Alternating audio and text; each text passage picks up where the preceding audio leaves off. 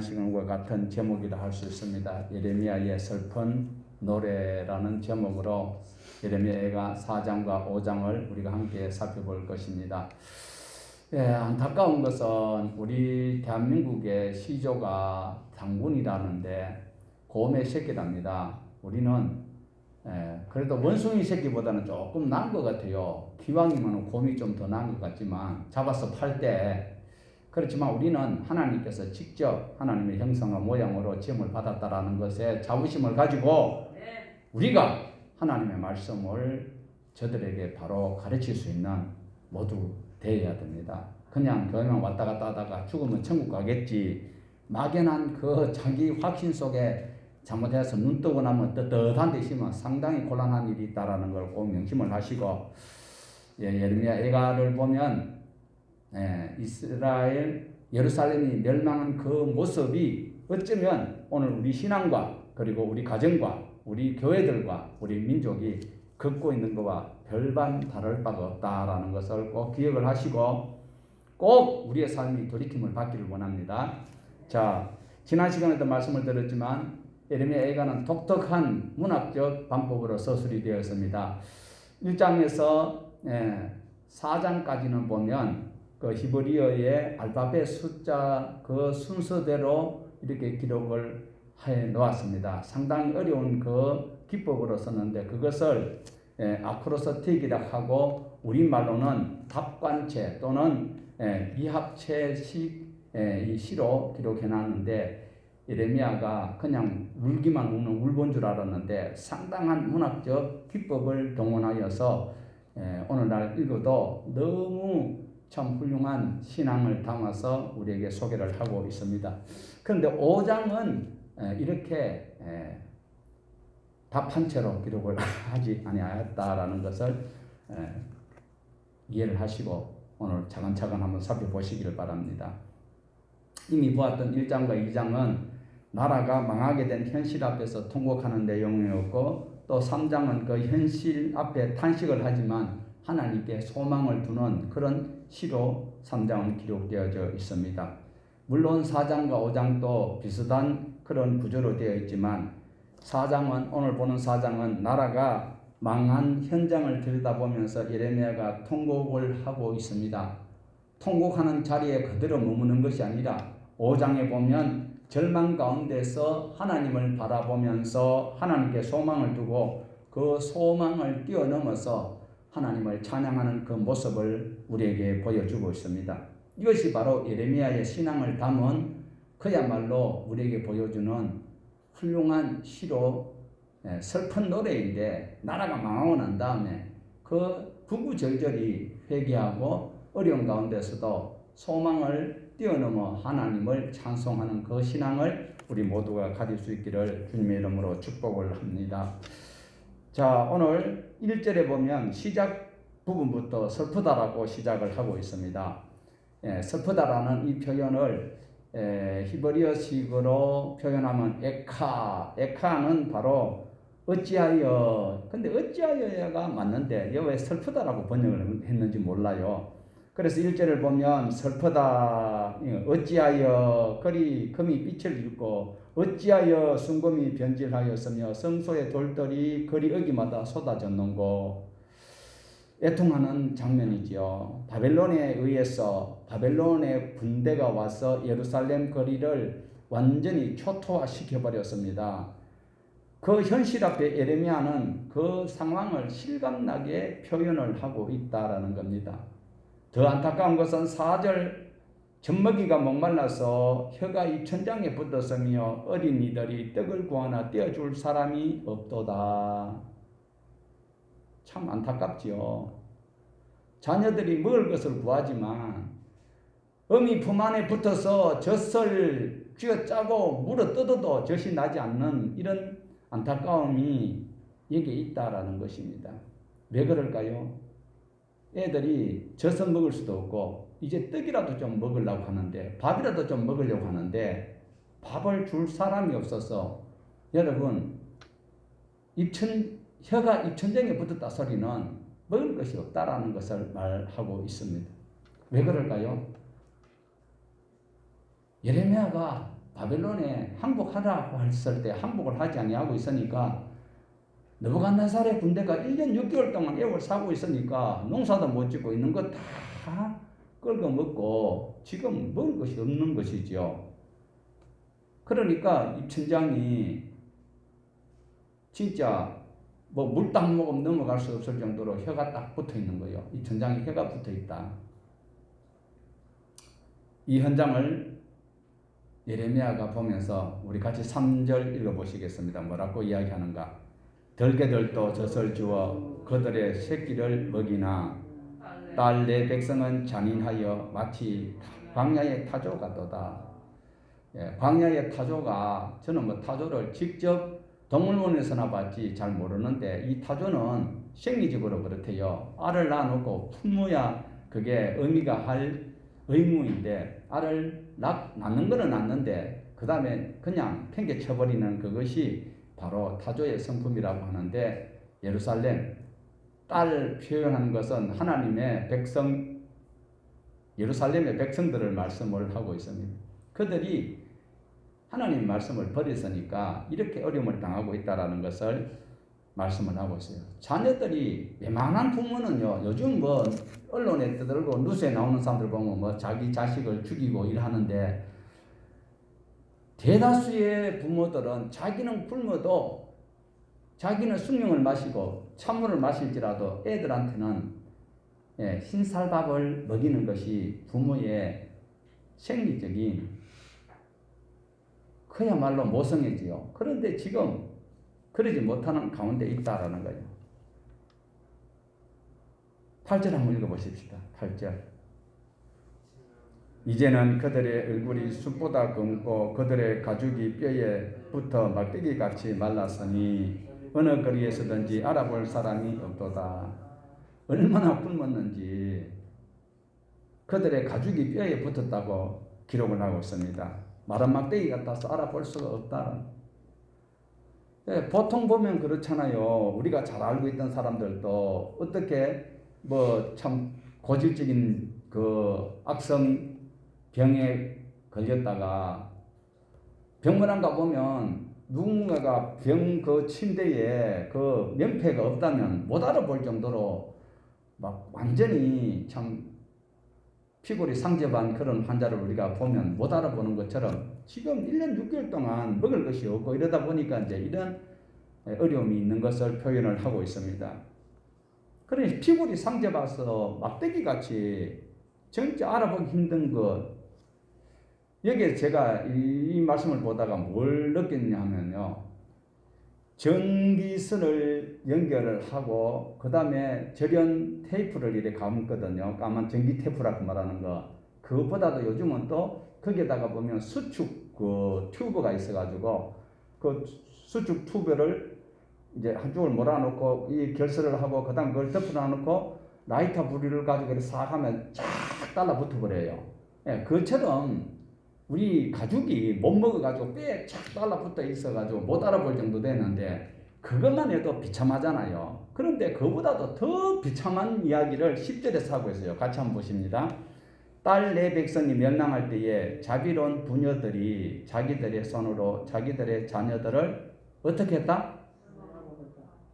여기 계신 분들은 아무만 배가 고파도 내 새끼 안 잡아먹겠지요? 장담 못합니다. 예. 이 사람들도 다 분명히 말씀을 우리에게 다시 한번 세뇌시키고 있습니다. 악한 부모였습니까? 자비로운 부모였어요. 그러니까 함부로 우리가 여기서 말을 못해요. 지금 입장에서는 절대로 내가 예수를 부인 안 할 것 같지요. 그런데 상황은 변할 수 있다는 걸 꼭 기억을 하셔야 돼요. 자, 2장 20절에도 여인들이 자기 열매, 그들의 자녀들을 잡아먹었다라고 기록을 하고 있습니다. 지금 그것이 예루살렘에서 일어났다라는 것은 상상도 할 수 없는 이런 비극입니다. 이와 같은 일이 일어날 것을 하나님이 아셨어요? 몰랐어요? 아셨지요? 그러니까 그대로 방치 아니하시고 어떻게 했어요? 하나님의 선지자들을 통해서 회개하고 빨리 돌이키라. 아니면 너희 자녀 잡아먹는 일이 생긴다. 그것을 분명히 말씀을 하셨어요. 어디에서 말씀을 미리 했습니까? 레위기 26장에 이미 말씀을 하셨어요. 레위기 26장에 정확히 말씀을 하셨습니다. 레위기 26장 29절에 보면 너희가 아들의 살을 먹을 것이요 딸의 살을 먹을 것이며, 이 소리는 뭐예요? 하나님 말씀대로 살지 아니하면 이런 일이 추상적으로 일어난다는 거 아니에요. 하나님의 말씀은요 한마디도 땅에 안 떨어진다고 했습니다. 그러니까 하나님께서 하신 말씀은 그대로 실현이 된다는 것을 기억을 하셔야 돼요. 대통령은, 우리나라 대통령은 공약을 하고 청와대에서 어떻게 하겠다라고 발표를 해도 상황이 바뀌면 그것이 실현이 안 될 수 있지만, 하나님은 말씀하시면 그것이 그대로 집행이 된다라는 것입니다. 결국 나라가 망하는 것은 무엇 때문이다? 하나님의 말씀을 거역했기 때문에 아들을 잡아먹고 딸을 잡아먹는 일이 생긴다라는 것입니다. 오늘 우리 아들은 좀 통통하니까 오늘 잡아먹을까? 이렇게 생각하면 안 돼요. 성경에 보면 3번 이런 일이 있었어요. 3번이나. 이런 일이 역사적으로 있다니까요. 지금 예레미야 예가서에서 10절에도 이렇게 말씀을 하고 있지만, 이미 망해버렸던, 미리 먼저 망했던 북이스라엘의 BC 850년경에 사마리아 사람들이 성을 에워쌌을 때, 요람 또는 요람이라는 왕이 있을 때에, 이때에 엘리사가 활동하던 시기에 애를 잡아먹고, 내일은 네 아이 잡아먹고, 오늘은 당신 아이 잡아먹고 내일은 내 아이 잡아먹자, 오늘은 용환이 잡아먹고 내일은 경민이 잡아먹자 이래놔 놓고, 오늘 용환이 잡아먹어 놓고 내일 내가 이제 해가 바뀌었어. 그래서 경민이를 잡으려고 하니까 경민 엄마가 안 된다 이러는 거예요. 그래서 막 둘이서 머리카락을 쥐고 막 싸우니까 왕이 왜 이런데? 왕은 배를 안 골아요. 그래서 물어보니까, 세상에 왕이여, 어제는 용환이 잡아먹고 내일은 경민이 잡아먹자 해놔놓고, 내 아는 잡아먹어놔놓고 자기 아이를 감춰버렸나이다. 그런 일이 실제로 역사에 있었다니까요. 그런데 안타까운 것은 북이스라엘에만 있어서요? 아니에요. 유다에도 이런 일이 생겼다라는 거예요. 우리는 웃지요. 여기서 내 모습을 볼 수 있어야 되고, 우리의 신앙관을 볼 수 있어야 되고, 우리 한국 교회를 볼 수 있어야 된다라는 것입니다. 자, 분명히 북이스라엘에 이런 일이 있었다 그랬죠. 제가 몇 번 이런 일이 있었다 그랬어요. 역사적으로 3번이나 애를 잡아먹는 일이 있었어요. 사람을 잡아먹는 일이. 자, 850년, BC 850년에 북이스라엘에서 요람 왕이 있을 때에 이런 일이 있었거든요. 그리고 오늘 예레미야에 지금 4장 10절에도 보면 이렇게 잡아먹는 일이 있다. 나라가 어려움이 있으니까 바벨론에서 1년 6개월 동안 에워싸고 있었다고 했잖아요. 그리고 난 다음에 예수님께서 이 땅에 오셔서 출생하시고 돌아가시고 난 다음에 부활하셔서 올라가시고, 그리고 주후 70년경에 로마 티투스 장군이 또 예루살렘 성을 에워싸서, 이때도 성경에는 안 나오는데 요세포스라는 학자가 기록한 그 히스토리의 책에 보면 예루살렘 성에서 신약 시대에도 애를 잡아먹었다, 이런 이야기가 있다라는 것입니다. 자, 왜 이럴까요? 제가 종종 말씀드렸지만 하나님께서 귀중히 여기시지만, 귀중히 여길 때 그 조건에 부합하지 아니하면 그것을 박살 되어버리는 거예요. 예루살렘 성 안에서 이런 일이 일어나고 있거든요. 지금 여러분 예루살렘이라는 이름 뜻 혹시 아시는 분 계시겠지만, 이게 굉장히 좋은 이름이에요. 평화의 터전이라는 이름이에요. 예루살렘이. 예루엘이 평화의, 터전이에요. 터전. 예루엘이 터전이라는 뜻하고 단어 하나하고, 살롬 평화거든요. 그러니까 살롬하고 터전하고 붙어가지고 예루살렘이에요. 이 좋은 이름이지만 사람을 잡아먹는 일이 생기는 것은, 예루엘 살렘에 하나님의 성전이 있어요. 하나님 앞에 죄를 용서받고 하나님의 복을 받는 거룩한 처소지만, 하나님의 말씀대로 살지 않았을 때는 평화의 터전이 아니라 사륙에 못 잡아먹어서 서로가 피를 튀기는 이런 전쟁터가 되고 말았다라는 것을 우리는 오늘 이 말씀 속에서 보아야 돼요. 대통령 하겠다는 작자들이 지금 뭐 온갖 우리 아파트에 밑에 보면 그게 참 좋은 나무를 심어놨는데 요즘은 자꾸 밥 먹는데 대변 냄새가 나요. 그 은행이 떨어져가지고 꿀이야. 아무리 은행이 좋기는 좋다고 할지라도 환경 오염 물질을 다 흡수하고 그리고 그 은행 열매가 사람에게 뭐 좋은 그런 열매라고 하지만 냄새가 고약해요. 그러니까 어떤 주민이 저 나무를 베어버리도록 주민회의를 하자고 하는 그런 이야기가 나오듯이 지금 아무리 대통령을 하겠다 하는 사람이 이래 지저분한 그런 사람은 대통령이 되면 안 되듯이 하나님의 이름을 그곳에 두고 용서함을 받고 죄사함을 받고 복을 받는 예루살렘 성전이 거기에 있는 그곳에 사람을 잡아먹는, 절대로 사람을 잡아먹어서는 안 되거든요. 그런데 그런 일이 생기는 것은 하나님의 말씀을 지키지 아니할 때에 교회가 교회적 사명을 감당하지 못하는 우리 한국 교회를 보면 하나님의 말씀을 바로 전하는 교회를 이단이라고 취급하고요. 자기가 모르는 거예요. 꼬리가 있는 짐승이 꼬리가 실수로 잘려버려서 그랬는데 꼬리가 없는 그 마을에 갔을 때 꼬리가 있는 것이 오히려 이상한 취급을 받듯이 엉터리로 말씀을 가르치고 계속 말도 안 되는 거짓 성경을 선포하는 그런 인간들이 거짓 선지자, 거짓 제사장이 예루살렘 성에 많았어요. 그러다 보니까 이렇게 사람을 잡아먹는 일이 생길 수밖에 없었다라는 것이 바로 안타까운 일이 아닐 수 없습니다. 1장 8절에 에가서 1장 8절에도 예레미야는 슬픈 노래를 지어서 다시는 후대에 이런 일들이 일어나서는 안 된다는 것을 우리에게 보여주고 있다라는 것입니다. 그 범죄 내용은요, 예레미야 예가를 기록할 수밖에 없었던 범죄 내용은 예레미야서 1장에서부터 52장까지의 이미 그 죄악의 공소장을 낱낱이 다 기록해놨어요.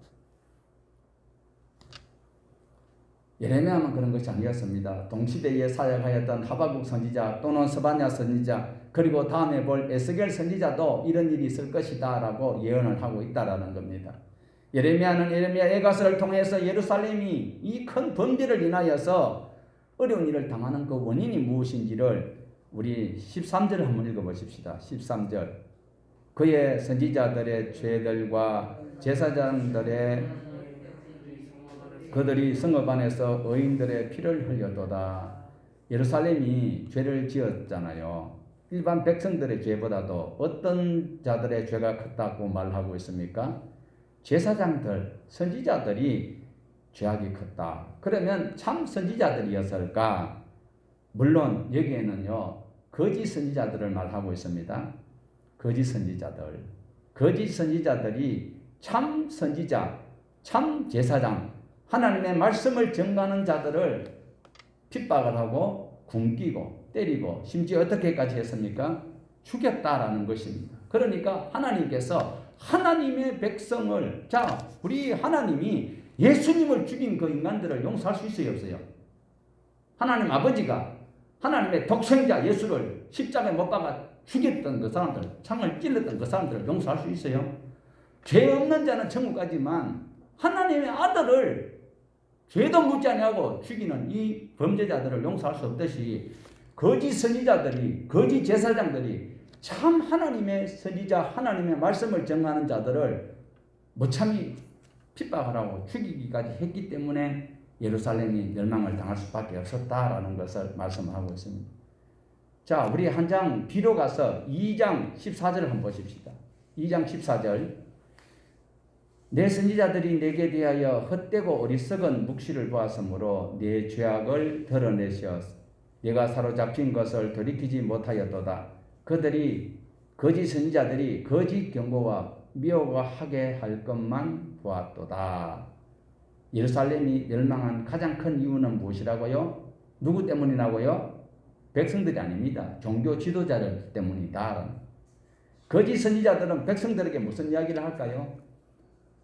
헛된 이야기, 공허한 이야기, 지금 보면요, 대통령 나오겠다는 분들, 우리 그 중에서도 이름하고 비슷하게 공략하는 사람 있지요. 예? 헛된 공략하는 사람 있잖아요. 예? 누군지 아시지요? 어제도 보니까 막 그 유튜브 보라고 막 방송하던데, 헛된 소망을 주면 안 되고요. 헛된 비전을 통하여서, 그런데 백성들은 그것을 더 좋아하잖아요. 예레미야가 전거하는 말씀은 국가보안법에 해당한다라고. 거짓 선지자들은 예루살렘 성전이 여기 있기 때문에 절대로 바벨론 군대가 왔어도 우리를 침략 못하고 우리가 함락되지 않을 것이다. 어느 걸 더 열어보는 것 같으면 좋겠어요. 이 문제가 예레미야 23장 집에 가서 다시 한번 더 읽어보세요. 예. 거짓 선지자들이 무슨 이야기를 하고 있는지, 뭘 이야기하는지, 거짓 선지자들이 오늘날도 교회마다 다 있어요. 교회마다 다 있는 게 아니라 목사들이, 그런 목사들이 있다니까요. 자, 우리 같이 한번 읽어봅시다. 자, 같이 한번 에스겔서 13장 19절 읽어봅시다. 거짓 선지자가 왜 이렇게 거짓 소망을 주는지 한번 읽어봅니다. 같이 시작. 너희가 둥근 보리와 두어 조각 떡을 위하여 나를 내 백성 가운데서 욕되게 하여 거짓말을 거짓 듣는 내 백성에게 너희가 거짓말을 지어내어 죽지 아니할 영혼을 죽이고 살지 못할 영혼을 살리는도다. 그런데 문제는 들어야 할 하나님의 백성들이 하나님 말씀을 안 듣고 거짓 선지자들이 하는 소리, 달콤한 그 소리에 목숨을 건다니까요. 그런 교회는 구름대같이 모여들고 있어요. 생명의 말씀, 하나님의 말씀을 전가하니까 부담이 되는 거지요. 그래서 예레미야는 처음부터 끝까지 하나님의 말씀을 전하면서 주로 했던 말이 무엇인가 하면 길과 행위를 바르게 하라. 종교 행위에 머물지 말고 길과 행위를 바르게 해라. 교회 오늘 여기 와서 폼 잡고 있지 말고 오늘 뭐 자기 식구들하고 싸우고 옆에 사람하고 싸우고 왔으면 예수님께서 하신 말씀이 뭐라 그랬어요? 재물을 여기 두고 가서 사화하고 오라고 했어요. 오늘 한국 교회 교인들이 교회 안에 와서 성경책들로 교회에 와서 예배만 드리지 말고 지금 잘못한 거 있으면 바깥에 나가서 길과 행위를 바르게 하고 난 다음에 와서 교회에 와서 예배를 하라라는 거예요. 교회만 오면 목사는 지금 오늘 몇 명 왔는지 부교육을 시켜가지고 통계를 보고 지난주보다 더 많이 왔다 그러면 목회자는 아이고 다행이다 이렇게 생각할 수 있어요. 그러나 예수님께서 하신 말씀, 하나님께서 하시는 말씀은 예레미야를 통해서 오늘 우리에게 교훈하는 말씀은 뭐예요? 길과 행위를 바르게 못했으면 바깥에 나가서 행위를 바르게 하고 그리고 오라는 거예요. 길과 행위를 여러분 바르게 하고 왔어요? 왜 대답이 없습니까? 세상에 나가서 하나님 말씀대로 살고 그리고 와서 제사를 지내라라는 것을 말씀을 하고 있습니다. 길과 행위를 바르게 하라 그러면 백성들이 아멘 하고 아이고 눈물을 줄줄 흘리면서 그래 하겠다고 합니까? 아니지요. 저자를 의하고 서대반 돌에 맞아 죽었어요. 하나님의 말씀을 바로 전가하면 예레미야는 그 진흙구덩이에 처박혀가지고 죽을 뻔했어요. 조롱을 하고 때리고 하는 이것이 바로 참 선지자들이 참 말씀을 전하는 교회들이 어려움을 당한다라는 겁니다. 그런 교회는 메리트가 없지요. 우리 교회 메리트가 있어요? 없잖아요. 병도 안 고쳐주지요. 부자도 안 되도록 해주지요. 자꾸 말씀대로 살아 그러니까 부담되잖아 솔직히. 그래야 안 그래요? 저 오늘 예쁜 권사님 그래야 안 그래요? 우리 교회에 다시는 안 나와야 안 되겠어요? 맨날 하나님 말씀대로 살아 그러고 말이요. 복받으라 소리는 별로 안 이해하고. 그런데 반대로 거짓 종교 지도자들은 뭐라고 이야기합니까? 길과 행위를 바르게 하라고는 이야기를 안 해요. 절대로 그런 말 안 하기를 하나님 앞에 서운했는 것 같아요. 이 사람들은. 그저 잘못해도 나무 돈 떼먹고 와가지고 기도하는데도 그리고 수천억을 말이 금융기관을 이용해가지고 지금 언론 메시지 온통 난리를 지기는데도 자기 교회 오니까 그 목사는 그 머리에 얹고 손 얹고 막 축복 기도를 하고 앉았고 그게 오늘날 우리 교회 모습이나 지금 예루살렘이 멸망할 때에 그렇게 종교 지도자들이 이런 행위를 했다는 것과 똑같습니다. 지금 똑같아요. 제가 어제 신문을 보고 깜짝 놀랐어요.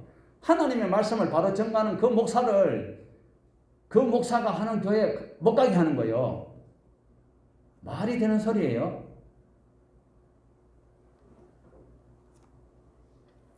거짓 선지자들이 하나님의 말씀을 전하는 예레미야와 정반대의 메시지를 내놓고 있잖아요.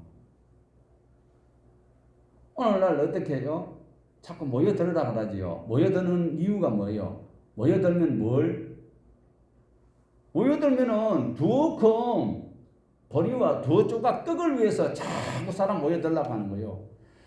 하나님의 말씀을 들고 나가서 딴 것까지 복음을 전하는 그 사명을 가르치지는 아니하고 자꾸 사람들 끌어모아 가지고 거짓 소망과 거짓 희망 고문을 해가지고 하나님의 말씀 가운데서 어려움을 극복해 나갈 수 있는 메시지를 전거해야 되는데 잘못하는데도 책망따리하고 무조건 교회만 오면 헌금만 하면 무조건 하나님께서 기뻐하시는 것으로 착각하고 있다라는 거예요.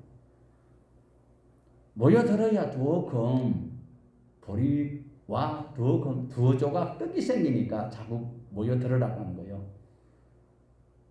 모이기를 힘써야 되는 건 맞아요. 뭐 때문에? 하나님 말씀을 배우고 다시 확인하기 위해서는 모여야 되지만 거짓 선지자들이 하는 목적은 따로 있기 때문에 잘못되었다라는 거예요. 하나님께 예배하는 것이 이방 종교와 다를 바가 없을 때 하나님께서는 그 성전을 초계와 같이 버려버린다라는 것을 우리에게 보여주고 있습니다. 이방 종교와 똑같은 짓을 하니까 하나님께서 바벨론을 시켜서 예루살렘을 파괴해버리는 것을 예레미야를 통해서 우리에게 소개합니다. 하나님의 집, 하나님 이름을 두신 그곳이 하나님의 택한 백성이 이렇게 어린아이들이 먹을 것이 없고 혀가 이 천정에 달라붙을 정도로 마실 물조차도 없어서 이런 어려움을 당할 때에 바벨론 군대를 통하여서 무참히 이 백성들이 도륙당할 때에 예레미야는 기분이 어떨까요? 마음이 아프지요. 예레미야에게 그런 말을 선포하라고 하신 하나님의 마음은 어떨까요? 똑같다는 거예요. 그러니 하나님의 마음과 예레미야의 마음을 우리가 살피면서 성경을 읽어야 돼요. 그저 극동방송 CT에서 이런데 듣기 좋은 하나님께서 복받으라 하는 소리, 현실에서 지금 위로받는 소리가 중요한 것이 아니라 내가 망하지 아니하려면 뭘 해야 되는 것인지. 마약이라고 이야기하는데 마귀의 약이 마약이겠죠. 그거 주사만 맞으면 엄청 기분이 좋다는데 우리 그거 좀 헌금 좀 모아가지고 그거 좀 사가지고 한 방씩 맞고 예배 드릴까요? 맞을 때는 좋대요. 근데 맞고 나면 그 중독성이 있어가지고 결국 그 인생이 어떻게 돼요? 인생이 망가지니까 우리나라 헌법으로도 그걸 막아놓고 있잖아요. 그런데 거짓 선지자들이 이렇게 헛된 메시지를 전하니까 하나님께서는 두고 볼 수가 없어서 예루살렘을 멸망시키기로 작정하셔서 예레미야를 통하여서 이렇게 선포하실 때에 하나님도 너무 마음이 아팠다. 예레미야는 눈물을 흘렸다. 우리는 그냥 이런 일이 있었구나. 맞죠? 하나님의 마음과 예레미야 마음이 똑같았다면 오늘 우리가 예레미야 애가서를 읽으면서 정말 지구 반대편에는 이스라엘에 이런 일이 있었구나가 아니고 나에게도 이런 일이 일어날 수 있다라고 경각심을 가져야 돼요. 자, 이런 가운데 4장까지 보면 이제 소망이 없잖아요. 절망 가운데 하나님께 나아가야 될 메시지가 바로 5장이에요. 자, 우리 1절에서 5장 1절에서 7절 같이 읽어보시겠습니다. 시작. 여호와여 우리가 당한 것을 기억하시고 우리가 받은 치욕을 살펴보옵소서. 우리의 기업이 외인들에게 우리의 집들도 이방인들에게 돌아갔나이다. 우리는 아버지 없는 고아들이오며 우리 어머니는 과부들 같으니 우리가 은을 주고 물을 마시며 값을 주고 나무들을 가져오며 우리를 뒤쫓는 자들이 우리의 목을 눌러싸우니 우리가 기진하여 쉴 수 없나이다. 우리가 애굽 사람과 아수르 사람과 악수하고 양식을 얻어 자, 6절에 보면 지금 어려울 때 도움을 누구에게 요청을 해야 될까요? 우리 같으면 하나님께 요청해야 되겠죠. 그런데 6절에 보면 뭐라고 합니까? 우리가 애굽 사람과 아수르 사람과 악수하고 양식을 얻어 배불리고자 한다라는 것을 솔직히 우리도 이렇게 될 수 있다라는 겁니다. 17절 보십시다. 우리가 헛되이 도움을 바람으로 우리의 4장 17절에 됐습니다. 4장 17절 한번 읽어보십시다. 우리가 헛되이 도움을 바람으로 우리의 눈이 상하며 우리를 구원하지 못할 나라를 바라보았도다. 자, 조금 전에 5장 6절에도 애굽과 아수르에게 도움을 요청했잖아요. 그런데 지금 4장 17절에서는 구원하지 못할 어떤 나라를 아수르를 보았다가 북이스라엘 멸망을 했고 지금 애굽을 바라보고 있다라는 것이 바로 망할 짓을 했다라는 것을 말씀을 하고 있습니다. 하나님께서는 이스라엘 백성들에게 이미 시내산에서 언약을 맺었습니다. 하나님의 말씀을 따라 살면 경제와 안보를 누가 책임져 주신다고요? 경제와 안보를 누가 책임져 주셔요? 오늘 우리가 하나님 말씀대로 살면 이 코로나 위기에서 극복을 할 수 있고 우리 교회도 하나님을 사랑하는 자들이 모여드는 교회가 될 수 있을까요? 없을까요? 하나님 말씀대로 살면 그렇게 돼요. 그런데 하나님 말씀대로 살지 않으면 복 대신에 뭐가 내린다? 재앙이 내릴 수밖에 없다. 지금 예루살렘이 멸망한 것은 무엇 때문에 멸망했다고요? 하나님 말씀대로 살지 않아서 이렇게 되었다라는 것을 말씀을 하고 있습니다.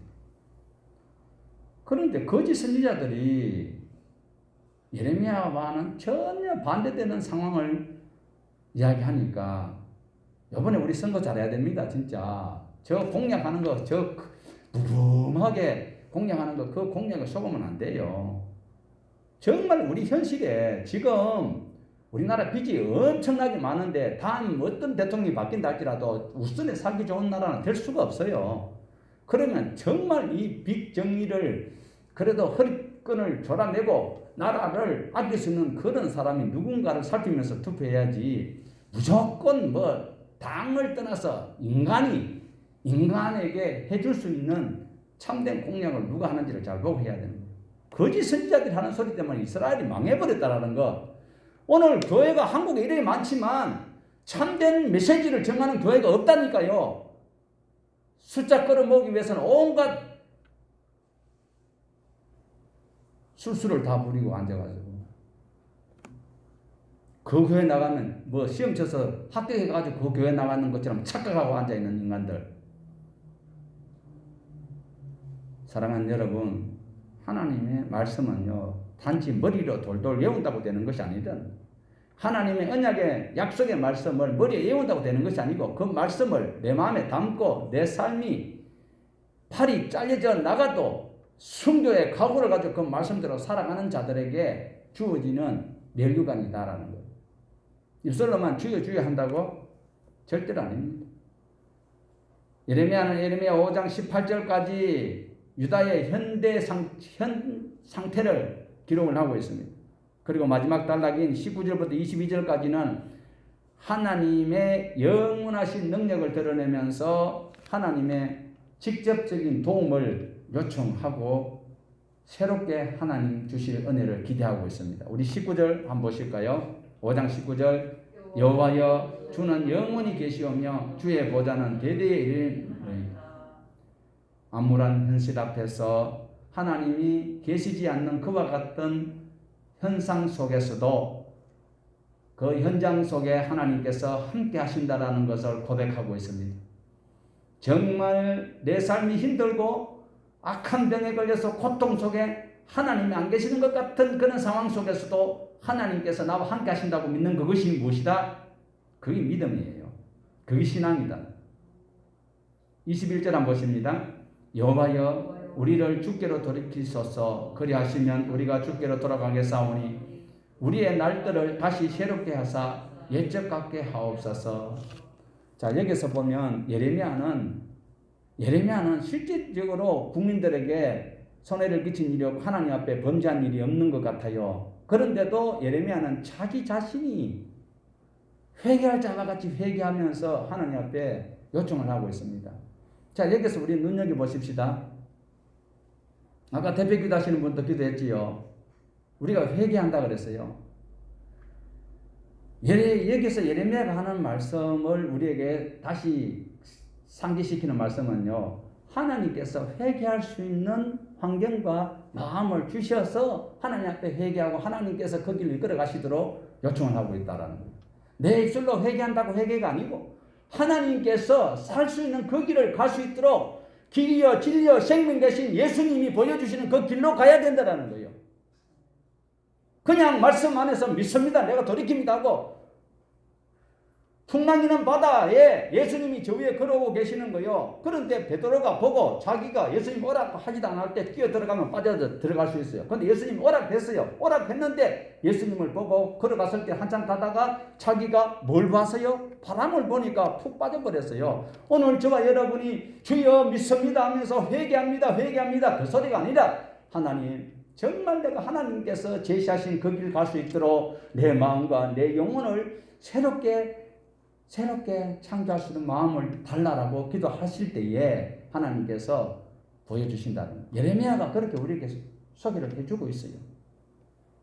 예레미야는 자기 죄를 회개하지만 온전한 회개는 하나님께서 회개할 마음을 주셔야만이 가능하다라고 고백하는 이 장면을 우리가 기억하고 우리가 교회에 나와서 복받는 것이 중요한 것이 아니라 내가 살 길이 무엇인지를 다시 말씀 안에서 딱 포인트를 잡고 십자가를 단단히 붙드는 마음으로 이 말씀을 붙들어야 됩니다.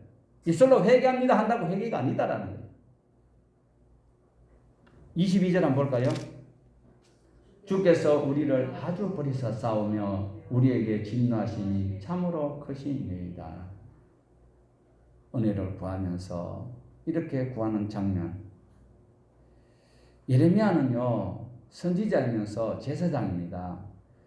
네, 여기서 마무리를 하면서 예레미야는 선지자이면서 제사장이라는 것이 어디에 나타날까요? 예레미야 1장 1절에요. 애가가 아니고 예레미야 1장 1절에 보면 베냐민 땅 아나돗의 제사장들 중 hil기야의 아들 예레미야에게 임한 말이라. 예레미야는 제사장이면서 선지자이다.